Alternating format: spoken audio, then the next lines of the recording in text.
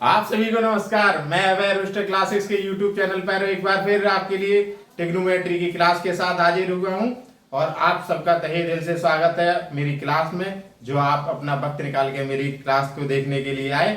और आप सभी से यही निवेदन रहेगा कि क्लासों को लगातार एक बार लेते रहिएगा, मतलब कि पढ़ते रहिएगा, जिससे और प्रत्येक क्लास को एक सीक्वेंस वाइज इसीलिए दिया गया है जिससे आपके जो सीक्वेंस वाइज पढ़ेंगे तो उससे आपके जो अगली क्लास रहेगी वो अच्छे से आपको कवर हो जाएगी। अच्छे से कवर रहेगी तो आगे आने वाले क्वेश्चन भी अच्छे से होंगे।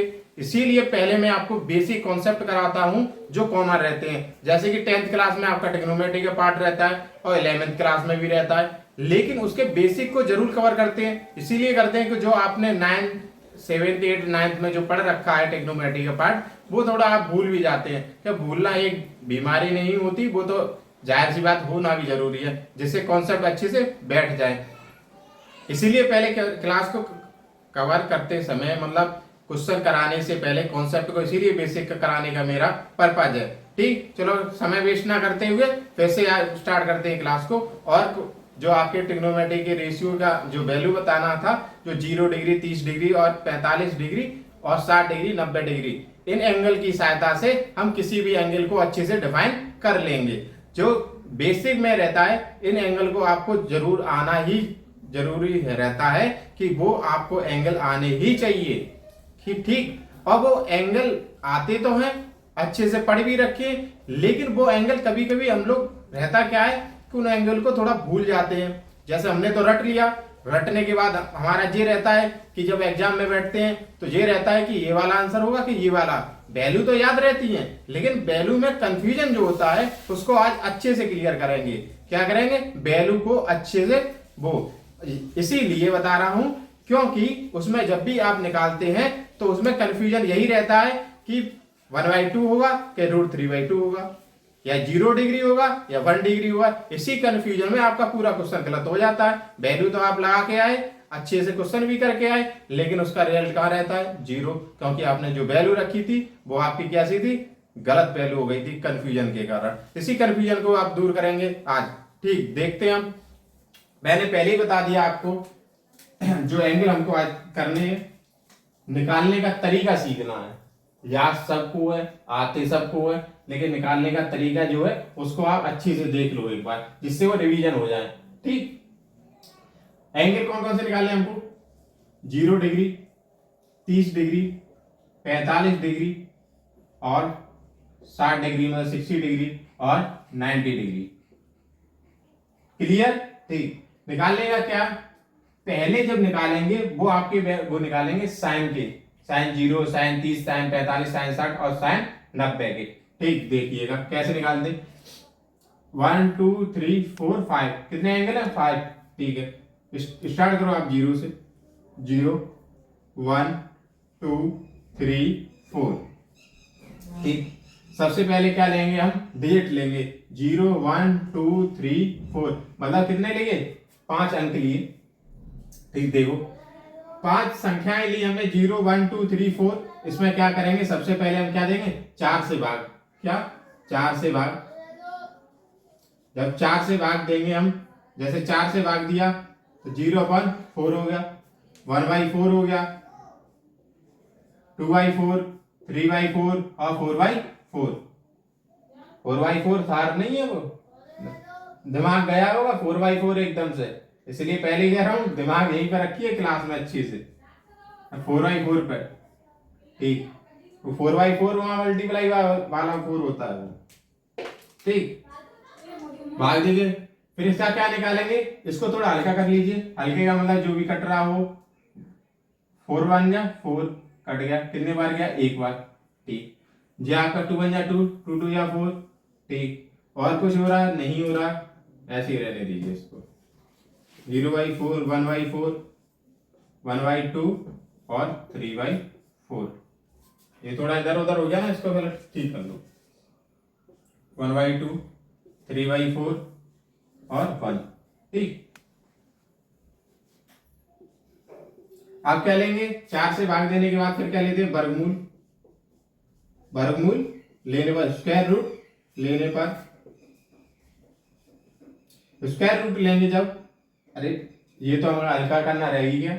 अगर किसी भी संख्या में जीरो, किसी भी संख्या में कोई भी संख्या है, जीरो कोई संख्या है, जीरो में किसी भी संख्या का आप भाग देंगे, जीरो से मत दे देना, जीरो से अगर भाग देंगे तो अब अपरिभाषित आएगी, मतलब इनफाइनाइट। ठीक है, जीरो से किसी भी संख्या में भाग देंगे तो इनफाइनाइट आता है, ये आपको पता ही है क्या आता है, इनफाइनाइट।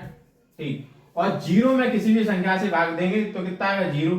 मान के चलो 4 का भाग दिया जीरो में तो हमेशा कितना आएगा, जीरो ही आएगा। कितना, जीरो। जीरो में भाग दो 100 का दे दो, कितना आएगा, जीरो ही आना है। बात आ गई समझ में। ठीक, देखते हैं अब यहाँ 4 से भाग दिया जीरो में तो कितना आएगा, जीरो आएगा। आगे बात समझ में। अब लेना वर्गमूल, मतलब कि स्क्वायर रूट। क्या निकालना है, स्क्वायर रूट निकालना है। ठीक, निकालो। जब जीरो का निकालेंगे स्क्वायर रूट, जीरो ही आएगा। 1/4 का निकालेंगे स्क्वायर रूट, 1/2 का निकालो स्क्वायर रूट, रूट 3/4 और रूट 1। आएगा समझ में।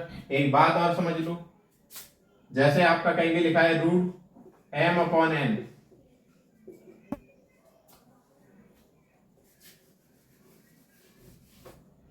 m/n लिखा है,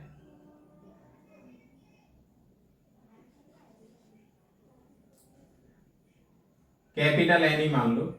इसका मतलब क्या होता है, अंश का अलग से होगा और हर का अलग से रूट होगा। आएगा समझ, मतलब कि न्यूमरेटर का अलग स्क्वायर रूट और डिनोमिनेटर का स्क्वायर रूट। आगे बात समझ में।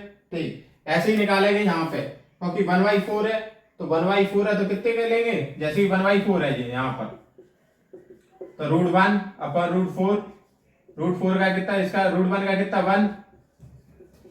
आगे बात समझ में। ठीक, जीरो का स्क्वायर रूट जीरो ही हो गया। 1/4 का कितना निकाला था, 1/2, और 1/2 का कितना हो गया, 1/√2। ठीक है, इसका रूट 3/4 का निकाल लो, तो रूट 3/4 का निकालेंगे तो कितना, √3/√4, √4 का कितना हो जाएगा, 2। अब जे भी थोड़ा कंफ्यूजन हो रहा होगा कि √4 का निकाल देते, लेकिन निकालते कैसे हैं, तो आपको मैं बता दूं पहले।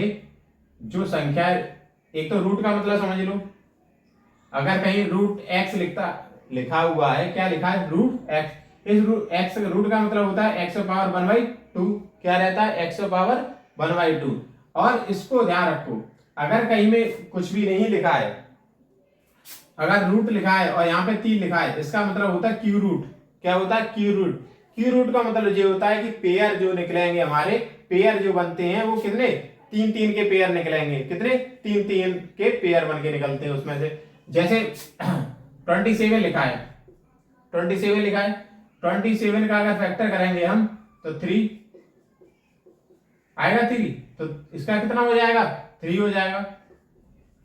आगे बात समझ। लेकिन हमें स्क्वायर रूट निकालना है। क्या, स्क्वायर रूट, स्क्वायर रूट में क्या रहता है, जैसे कहीं 60 लिखा है, क्या लिखा है, 16, तो 4 × 4 लिख सकते हैं इसको। और हल्का करें जाओ और कर लो, फैक्टर निकालो आप 60 के।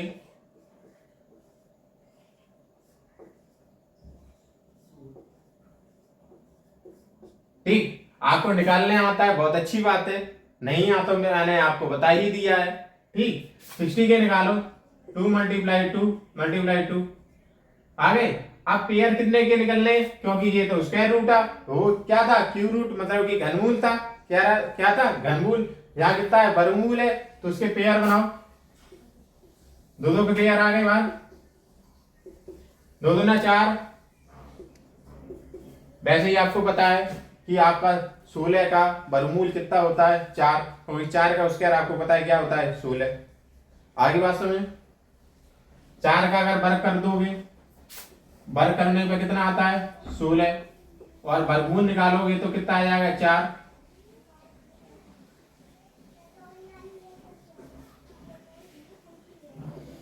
वर्गमूल निकालेंगे तो कितना आ जाएगा, 4 ही आ जाएगा कि नहीं आ जाएगा। ठीक, ये सर्किल पूरा बन गया कि नहीं। 4 का वर्ग करो 16 का वर्गमूल निकालोगे तो कितना, 4। आगे बात ठीक समझ में। ठीक,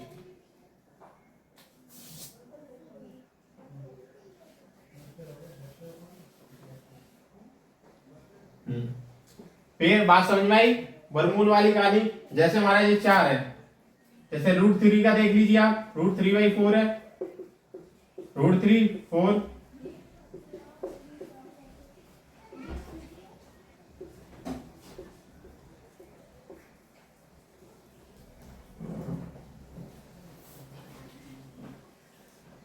कितना है √3/2।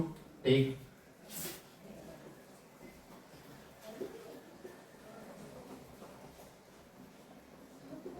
पहले ही बता दे रहा हूं ये बेसिक क्लास है। क्या? ट्रिग्नोमेट्री बेसिक क्लास है, इसीलिए मुझे हर एक पॉइंट आपको बता के चलना पड़ रहा है। जब आगे क्लास कराऊंगा तो उस क्लास में मैं बेसिक पॉइंट नहीं बताऊंगा, सीधा डायरेक्ट क्या कराऊंगा, कॉन्सेप्ट डायरेक्ट, और डायरेक्ट उसके बाद क्या कराने हैं मुझे, सीधा आपके क्वेश्चन कराने हैं प्रत्येक एक्सरसाइज के। इसीलिए मेरी वीडियो जो रहती है हमेशा लॉन्ग हो जाती है, इसलिए बेसिक में हमेशा पूरा एक एक पॉइंट कवर करके चलूंगा मैं। ठीक, जिससे आप जब भी कॉन्सेप्ट कराऊं तो उसमें आप ये ना बोले ये मेरे आता नहीं है। इसलिए पहले बेसिक की क्लास देखो, उसके बाद किसकी देखो, आप आपके जो क्लास है उसकी क्लास देखो। ठीक, देख लो। अब सबसे पहले क्या लिया हमने, 0 1 2 3 4 लिया। उसमें भाग कितने का दिया, 4 का। कितने का भाग दिया हमने, 4 का भाग दिया। कितने का, 4 का। ठीक, जब 4 का भाग दिया, ये आपको 4 का भाग देने के बाद जो वैल्यू में हमारी बनी वो 0 1/4 1/2 और 3/4 और बना गया। ठीक, अब इसका लिया हमने क्या, वर्गमूल। क्या लिखा है, वर्गमूल लेने पर।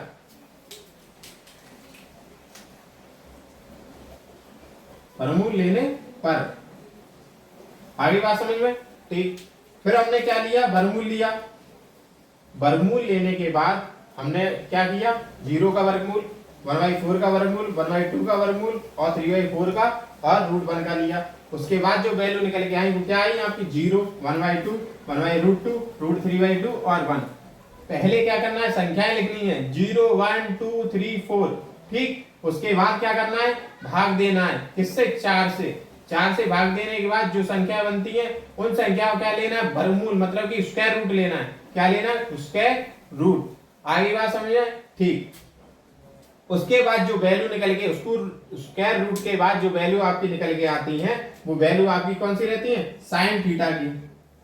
साइन की, अब साइन थीटा नहीं बोलेंगे क्योंकि साइन यहाँ पे 0 डिग्री की वैल्यू कितनी हो गई आपकी, 0। और साइन 30 की वैल्यू, साइन 30 की वैल्यू 1/2, साइन 45 की वैल्यू 1/√2 और साइन 60 की वैल्यू कितनी, √3/4 और साइन 90 की वैल्यू कितनी होगी आपकी, 1। आगे बात समझ में। यहाँ जो वैल्यू निकल के आती है वो कितने साइन की निकल के आती है, क्या, साइन थीटा मान के चलो तो साइन थीटा बराबर यहाँ पे कितना हो जाता है, साइन थीटा 0 वैल्यू मानेंगे तो 0 आएगी। ठीक, यहाँ से मैं बता दे रहा हूँ अलग अलग वैल्यू, जो आपको कंफ्यूजन ना हो। उसके बाद पूरा टेबल एक ही बार में कवर करूंगा। ठीक, तो साइन 0 की वैल्यू यहाँ से कितनी निकल के आई, 0। और साइन 30 की वैल्यू जो आपकी निकल के आई 1/2 और साइन 45 की जो वैल्यू निकल के आई वो कितनी आई, 1/√2।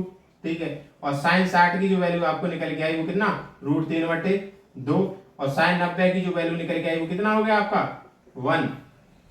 साइन की वैल्यू आपको पता है, साइन 0 की वैल्यू पता है, साइन 30 की वैल्यू पता हो गई। साइन 0 की वैल्यू आपको 0 डिग्री आ गई और साइन 30 की 45 की वैल्यू कितनी आई, 1/√2 और साइन 60 की वैल्यू √3/2 और साइन 90 की वैल्यू कितनी आई आपकी, 1।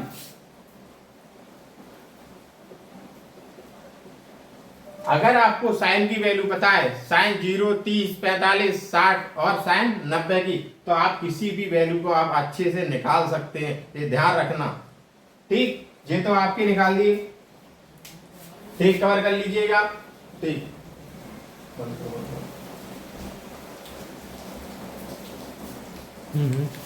जैसे कि मैंने आपको साइन की वैल्यू निकालना बता दिया था, साइन 0 साइन 30 और साइन 45 साइन 60 और साइन 90 की वैल्यू, वो आप वैल्यू को पहले लिख लेते जो मैंने आपको बता दी थी अभी। तो साइन यहाँ हमारा क्या, थीटा की वैल्यू 0 डिग्री 30 45 60 और 90। ठीक है, अब देखो साइन थीटा लिख दिया, साइन 0 की वैल्यू निकाली थी कितनी थी, 0 थी। ठीक है, और साइन 30 की वैल्यू निकाली थी 1/2 और साइन 45 की √2 और साइन √3 साइन की वैल्यू कितनी थी, √3/2 और साइन 90 की वैल्यू कितनी थी आपकी, 1 थी। क्या थी, 1 थी। आगे बात समझिए। अब आपको इतने में कंफ्यूजन नहीं होना चाहिए क्योंकि अब निकालेंगे इससे क्या, cos थीटा की वैल्यू निकालेंगे हम। ठीक, साइन cos tan cot और sec और sec थीटा की वैल्यू निकालेंगे। आगे बात समझ में। ठीक, देखिए एक बात ध्यान रखो, सीधा इस साइन थीटा का वैल्यू कौन सा, cos थीटा। क्या था जी, cos थीटा था, पहले बता दिया था साइन थीटा का cos थीटा। जाहिर सी बात है कि पड़ोसी जो है sin थीटा cos थीटा पड़ोसी है, तो जाहिर सी बात है इसकी कॉपी करेगा।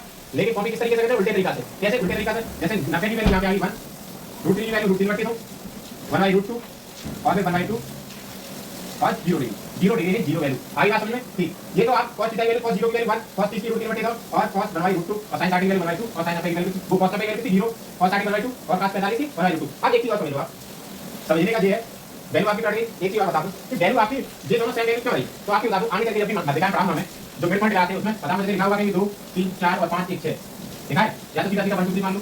अब आप ये देखना 1 2 3 4 5 कितने 5 हमारे कितने होते हैं? ऑड होते हैं। क्या होते हैं? ऑड। तो बीच वाला टर्म निकालना, जैसे बीच वाला टर्म निकालना है तो साइड वाला काट दिया, ठीक। इसके वाला फिर काट दिया, बचा क्या बीच वाला क्या हुआ 3। अब ये 3 बताने का दिया क्या है? मिड पॉइंट कौन सा होगा? मिड वाला आपका कौन सा होगा? 3 हो गया, बीच और बीच वाला। आगे बात तो इसमें आपने देखा दो इधर से दो इधर से, तो जो पलटा है इधर पलटा, इसकी 1/√2 की वैल्यू 1/√2 हुई, इससे इधर 1√3 और ये 1/2 और 0। आगे बात समझे? ठीक। अब मैंने आपको एक बात बताई थी, वो भी देख लीजिए। बात क्या बताई थी? मैंने आपको बोला था कि tan थीटा बराबर क्या होता है? इसको बोलते हैं क्यूटेड रिलेशन। क्या बोलते थे? भागफल। क्या बोलते हैं? भागफल संबंध। क्या बोलते हैं? भागफल संबंध। क्यूटेड रिलेशन बोलते हैं भागफल संबंध। क्या रहता है आपका sin थीटा रहता है sin theta upon cos theta. आगे बात समझ में? ठीक। यहाँ पे ही कर दूं अलग से, तो मैं शायद मैं सोच रहा हूँ कि यहाँ से अलग से बता दूं, वो सही रहेगा। क्योंकि यहाँ बताऊंगा तो दोनों वो नहीं पाएंगे कवर अच्छे से। ठीक, देखो देख देख के मैं बात भूल ध्यान लगाओ। sin theta upon cos theta, ठीक है। तो 0/1 sin 0 की वैल्यू 0, मतलब कि 0 निकालना है, tan 0 की वैल्यू हमें निकालनी है, तो आपको sin 0 बटे cos 0 की वैल्यू निकालनी पड़ेगी। अगर tan 30 की वैल्यू आपको निकालनी है तो आपको sin 30 की वैल्यू और अपॉन cos 30 की वैल्यू, ये आपको पता होना चाहिए। आगे बात समझ में? ठीक। अगर 45 की वैल्यू निकालनी है आपको, तो आपको sin 45 अपॉन cos 45 और tan 60 की वैल्यू निकालनी है आपको, तो sin 60 अपॉन cos 60 और किसकी वैल्यू निकालनी है? tan 90 की वैल्यू, तो sin 90 अपॉन cos 90। आगे बात समझ में? बेसिक है, इसलिए पूरा अच्छे से बता रहा हूँ। एक बार में जब सीधा क्वेश्चन पे जाऊंगा तो डायरेक्ट निकाल के बताऊंगा। जैसे देखिएगा sin 0 की वैल्यू हमने निकाली, यहाँ पे sin 0 की वैल्यू कितनी है? 0 और cos 0 की वैल्यू कितनी है? 1। sin 0 की वैल्यू इधर से देखो, cos 0 की sin 0 की वैल्यू 0, cos 0 की वैल्यू 1, तो कितना आएगा? 0/1 वैल्यू कितनी आई? 1 बनाएंगे नहीं। जब किसी भी 0 में हम क्या देते हैं? भाग देते तो हमेशा कितना आएगा? 0 आता है। ठीक, क्या आएगा? 0 आएगा। ठीक। sin 30 की वैल्यू देखो 1/√2 कितनी है? 1/√2 और cos 30 की वैल्यू कितनी है आपकी? √3/2। अब यहाँ पे बात समझ लीजिए, ये हो रहा है आपका रेशियो का रेशियो में डिवाइड, मतलब कि 1/2 का डिवाइड इसमें, मतलब कि √3/2 का डिवाइड हो रहा है इसमें 1/2 में। मेरा डिवाइड निकालने का तरीका वो आपका ये है, जैसे कहीं आपको डिवाइड निकाल लीजिए f a/b अपन कहीं c/d लिखा है, a/b अपॉन c/d, ठीक है। मतलब कि a कोई भिन्न है, c/d लिखा है। आगे बात समझ में? आप करते होंगे इसको कर देते होंगे, लेकिन मेरा ये तरीका नहीं है, क्योंकि फ्रंट तो देते हैं लेकिन कंफ्यूजन हो जाता है। इसलिए ये मेरा तरीका क्या है? a/b सीधा सीधा जैसा वैसा लिख दिया, डिवाइड का साइन c/d, इसका मल्टीप्लाई इसमें, मतलब दूर वाले का दूर वाले से, पास वाले का पास वाले से। आगे बात समझ में? मतलब कि a का मल्टीप्लाई इसमें d में और आपका b का मल्टीप्लाई इसमें c में। आगे बात समझ में? a का d का मल्टीप्लाई किसमें होगा? a में जाके, और c का मल्टीप्लाई किसमें होगा? b में जाके। ये पास वाले आपस में मल्टीपल, दूर वाले आपस में मल्टीपल। आगे बात समझ में? इसको a d upon b c लिख सकते हैं। आगे बात समझ में? वही यहाँ पे कहानी करने वाला हूँ मैं। कैसे करने वाला हूँ देख लीजिए। इस 2 का मल्टीप्लाई करना होगा, 2 का कितना होगा? 1 में, और इसका इसमें मल्टीपल होगा। ठीक, 2 1 जा 2, 1 मल्टीप्लाई 2 अपॉन कितना? 2 2 मल्टीप्लाई 3, 2 से 2 डिवाइड हो गया, बचा कितना? 1/√3। ठीक, ऐसे ही sin 45 की वैल्यू आपकी कितनी है? 1/√2, 1/√2 दोनों की वैल्यू, तो 1/√2 1/√2 दोनों कैसे आपस में कट जाएंगे? बचा कितना? 1, क्योंकि सेम है आपका। sin 60 की वैल्यू देखो √3/2, √3/2 और ये कितना है? cos 60 की वैल्यू कितनी है? पहले sin 60 की लो, sin 60 की वैल्यू √3/2, ठीक, cos 60 की वैल्यू 1/2, ठीक है। दूर वाले √3 मल्टीप्लाई 2 अपॉन कितना? 2 मल्टीप्लाई 1, 2 से 2 गया, बचा कितना? √3। आगे बात समझ में? अब देखो यहाँ पे वैल्यू 1, sin 90 की वैल्यू कितनी आपकी? sin 90 की वैल्यू 1 और cos 0 की वैल्यू कितनी? cos 90 की वैल्यू 0, sin 90 की वैल्यू कितनी? 1 और cos 90 की वैल्यू आगे कितना? इनफाइनाइट। इसको बोलते हैं अपरिभाषित, मतलब जिसको कभी ज्ञात नहीं किया जा सकता। आगे बात समझ में? क्या? जिसको ज्ञात नहीं किया जा सकता, इसलिए मैंने सीधा सीधा साइन बना दिया इनफाइनाइट का। ठीक, देख लीजिए आपको वैल्यू पता चलेगी। ये वैल्यू हो गई आपकी कितनी? tan 0 की। ये कितने की वैल्यू हो गई? tan 30 की। ये आपको कितनी हो गई आपकी? tan 45 की। tan 60 की वैल्यू √3 और ये आपकी कितनी होगी आपकी? tan 90 की वैल्यू, मतलब कि tan 90 की। देख लो वैल्यू सीधे सीधे, tan 0 0, ठीक, कितना हो गया? 1/√3, फिर आपकी वैल्यू कितनी आई? 1, tan 45 की वैल्यू 1 और tan 60 की वैल्यू √3 और tan 90 की वैल्यू इनफाइनाइट। आगे बात समझ में? ठीक, अब देख लीजिए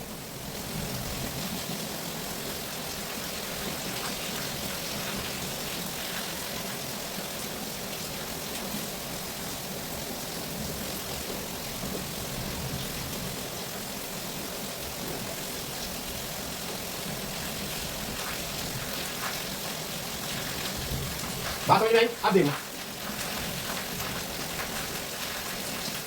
देखो, अब देखो बात वही आ गई पड़ोसी वाली बात। वही पड़ोसी होंगे तो टेन का पड़ोसी आपका कौन सा होगा कॉट थीटा, टेन थीटा का पड़ोसी कॉट थीटा, कॉपी तो करेंगे लेकिन थोड़ा अलग तरीके से सेम कॉपी कर लेंगे, सेम घर बना लेंगे तो दिक्कत तो आएगी, इसलिए सेम ना करके थोड़ा डिफरेंट करते हो करेंगे इसको बैक साइड से सीधा रिपीट मार दो। आपको पहले बता दिया बीच वाली संख्या को सेम लिख दो, लिख दिया बीच वाली इनफाइनाइट को आगे रूट 3 को इधर 1/√3 को इधर 0 को इधर आगे बात समझ में ठीक।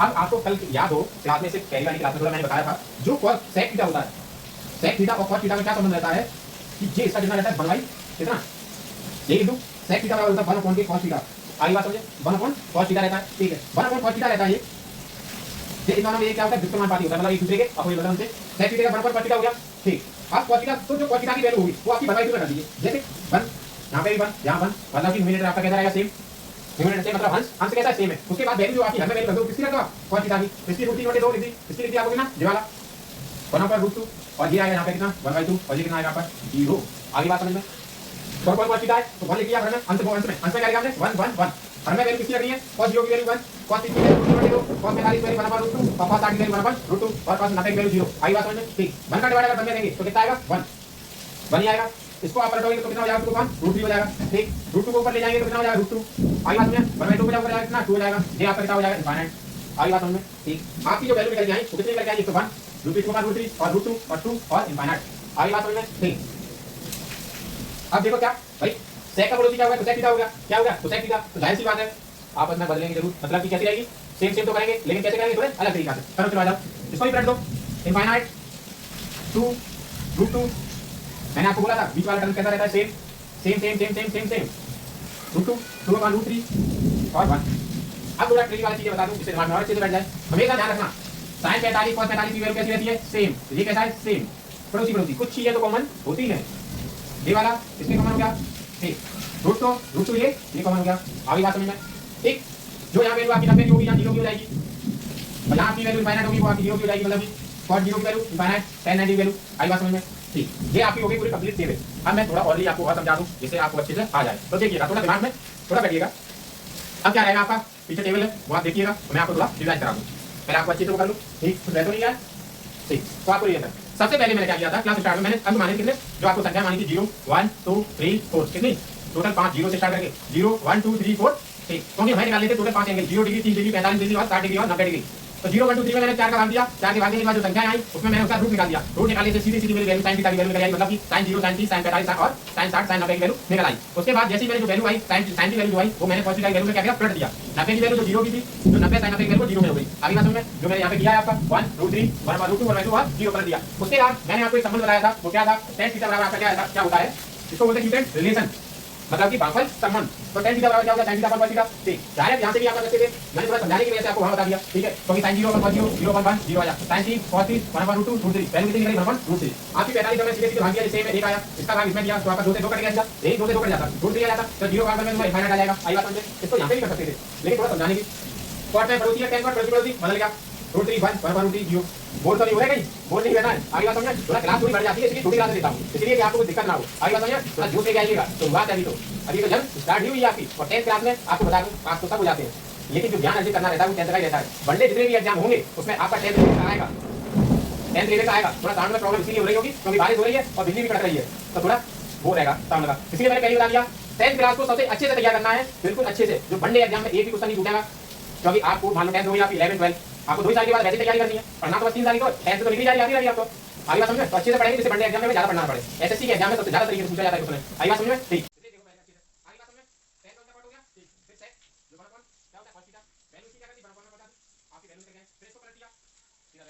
ठीक, अब बाकी का जो कॉन्सेप्ट आप करेंगे क्वेश्चन को क्या करेंगे क्वेश्चन को जिससे हमारे दिमाग में अच्छे से बैठ जाए।